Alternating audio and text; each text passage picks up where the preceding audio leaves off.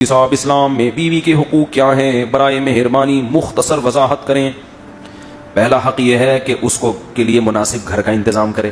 سمجھتے ہو؟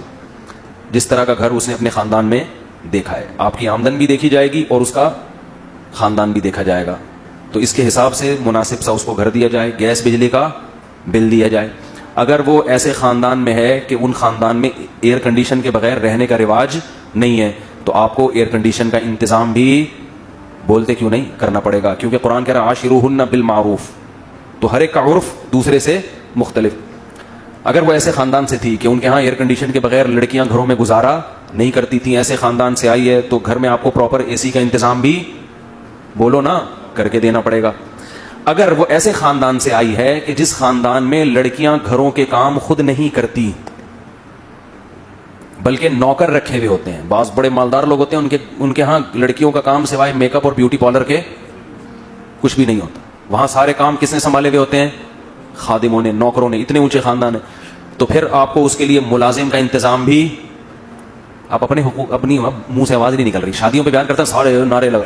میں پشاور میں تھا، ایک نے نعرہ لگایا مفتی طارق مسعود زندہ باد، دوسرے نے کہا 4 شادیاں زندہ باد۔ مجھے بڑی ہنسی آئی، میں نے کہا الحمدللہ ان کے دماغ میں 4 شادیاں گھول کے ہم نے پلا دی، بس یہی بہت بڑا مقصد حاصل ہو گیا، ان کو کھوپڑی میں بیٹھ گئی یہ بات۔ نعرے لگ رہے ہیں بھائی اب تو آپ لوگ نہ لگائیں، بڑائیں مہربانی بھائی، ویڈیو نہ بنائیں، ٹھیک ہے؟ اچھا خیر، تو کیا تھا؟ تو اگر وہ ایئر کنڈیشن میں رہنے کی عادت ہے اس کو، تو آپ کو اے سی کا انتظام کر کے دینا پڑے گا۔ اگر نہیں عادت، ان کے گھر میں نہیں ہے، تو پھر ضروری بھی نہیں، آپ پہ بھی لازم نہیں ہے۔ اگر ان کے گھر میں ملازم کام کیا کرتے تھے تو آپ کو ملازم کا انتظام کر کے دینا پڑے گا۔ اگر ان کے گھر میں رواج یہ تھا، اتنی اونچی فیملی ہے کہ بیویاں شوہروں کے لیے کھانا بولو نہیں پکاتی، بلکہ شوہر کے لیے بھی ملازم اور بیگم کے لیے بھی باہر سے، یہ سسٹم تھا، تو پھر آپ بھی اس سے کھانا بولتے کیوں نہیں پکوا۔ لیکن نارملی ایسا ہوتا نہیں ہے۔ نارملی درمیانے درجے کے جو خاندان ہوتے ہیں اس میں یہی ہوتا ہے کہ لڑکیاں گھروں کے کام کرتی ہیں، تو اس خاندان سے آئی ہے تو اس کو آپ کی خدمت بھی کرنی پڑے گی۔ سمجھتے ہو کہ نہیں سمجھتے؟ تو عاشروہن بالمعروف میں کیا دیکھا جائے گا؟ عرف کو، کہ اس لڑکی کے خاندان میں عرف کیا ہے۔ تو اسی وجہ سے کہتے ہیں کہ جب آپ شادی کرو تو تھوڑا سا اپنی حیثیت سے کم لوگوں میں کیا کرو، تاکہ آپ پر جو حقوق کا برڈن آئے وہ آپ آسانی سے ادا کر سکو۔ جب رشتہ لینے کے لیے جاتے ہیں تو دکان پکوڑوں کی ہوتی ہے، باتیں وہاں بیٹھ کے کروڑوں کی کر رہے ہوتے ہیں تاکہ ہائی پروفائل رشتہ ملے۔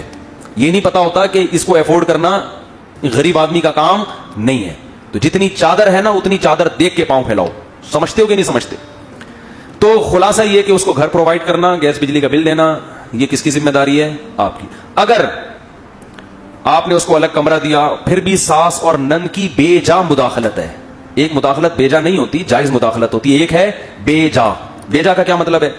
جب چاہے دیور صاحب آ کے کمرہ کھول کے اندر جھانک لیتے ہیں، بیگم بھابی کیا کر رہی ہے، اس کا اپنا کوئی سیپریٹ کوئی لاکر ہی نہیں ہے، اس کا کوئی اپنی چیزیں رکھنے کا انتظام ہی نہیں ہے۔ جب چاہے ساس خام میں، کبھی کبھار تو ہوتا ہے لیکن ہر وقت ہی اس کو کوئی اپنی پرائیویسی نہیں ہے، تو پھر مرد پر لازم ہے کہ اس کو اپنے والدین سے الگ گھر لے کر دے۔ سمجھتے ہو؟ بعض خاندانوں میں ایسا رواج ہے کہ دیور صاحب جب چاہے منہ اٹھا کے آ جاتے ہیں، وہ جس حالت میں بیٹھی ہوئی ہے اس کو شرم آتی ہے، سسر صاحب گھس آتے ہیں۔ بھائی بیٹی بھی جب جوان ہو جائے تو باپ ایسے داخل نہیں ہوتا بیٹی کے کمرے میں، تھوڑا سا نوک کرتا ہے، اس کو سمٹنے کا موقع دیتا ہے، اور گھسے چلے آ رہے ہیں، وہ کس حال میں بیٹھی ہوئی ہے، نہیں جی ہمارا گھر ہے۔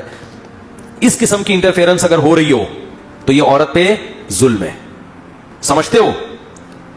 تو ایسی صورت میں اس لڑکی کے لیے آپ کو اپنے والدین اور رشتہ داروں سے الگ گھر لے کر دینا، بول لو نا، واجب ہے، کیونکہ اس پہ ظلم ہو رہا ہے ایک نوعیت۔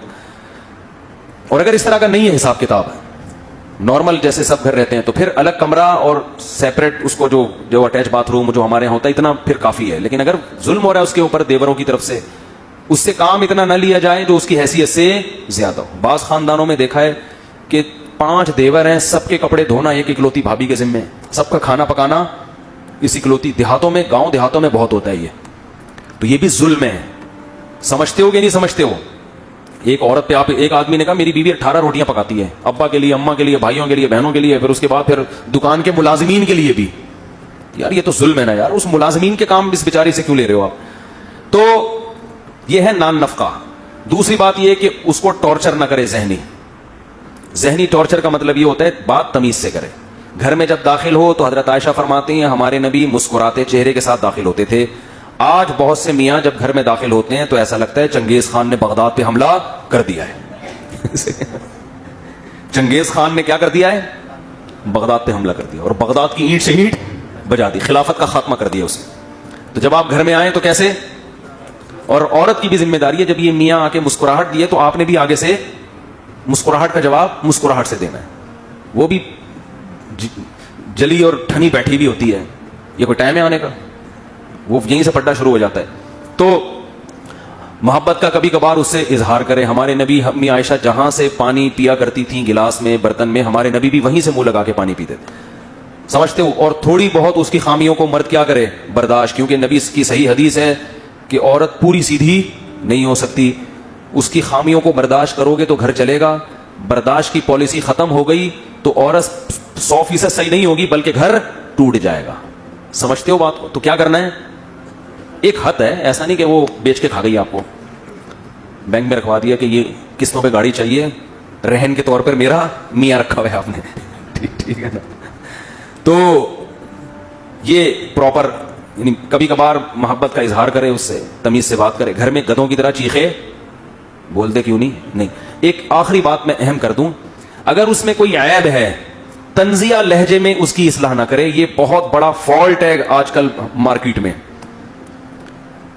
مثال کے طور پر کھانا نہیں پکانا آتا تو اس کا طریقہ یہ ہے کہ تم نے کھانا بہت اچھا بنایا ہے, تھوڑا سا یوٹیوب پہ سرچ کرو اور اچھا بنا سکتی ہو. آئی بس. لیکن ہوتا کیا ہے, تمہارے ماں باپ نے کھانا پکانا نہیں سکھایا تمہیں, یہ کیا بنا کے لے آئی. اور سانسیں یہ کام ماشاءاللہ, سوائے ان سانسوں کے جو میرا بیان نہیں سن رہی, سوری, جو میرا بیان سن رہی ہیں, الٹا ہو گیا, جو سانسیں میرا بیان سن رہی ہیں ان کے علاوہ جتنی سانسیں ہیں, جب وہ بہو میں کوئی عیب بیان کرتی ہیں تو طنز کا عنصر اس میں زیادہ. مثال کے طور پر کھانا نہیں, کدو صحیح نہیں گلے, تو وہ یہ نہیں کہیں گی کہ بیٹا یہ بہت اچھا کھانا ہے, تھوڑا سا اگر ٹیمپریچر زیادہ کر لیتی یا تھوڑا ٹائم اور رکھتی تو یہ اور اچھا بن جاتا. یہ اسٹائل, وہ سانس کیسی جس کا اسٹائل یہ ہو, وہ پھر سانس نہیں ہے. اس کا اسٹائل یہ ہوتا ہے لگتا ہے تمہارے ماں باپ نے تمہیں کدو پکانا بھی نہیں, اب یہ بھی ہمیں ہی کرنا پڑے گا. وہ جل بھن کے نا اس کے دھواں نکلنا شروع ہو جاتا ہے بہو کے. یہاں سے اختلافات کا آغاز شروع. تو وہ بیچاری شریف شرفا ہوگی تو چپ رہے گی, اور اگر پڑھی لکھی ہے, کانفیڈنس ہے اس میں, تو ساس کو بھی اینٹ کا جواب پتھر سے. اچھا تمہاری ماں نے سکھا دیا ہوگا, ہم تو بیوقوف ہیں, ہمیں تو کچھ بھی نہیں آتا.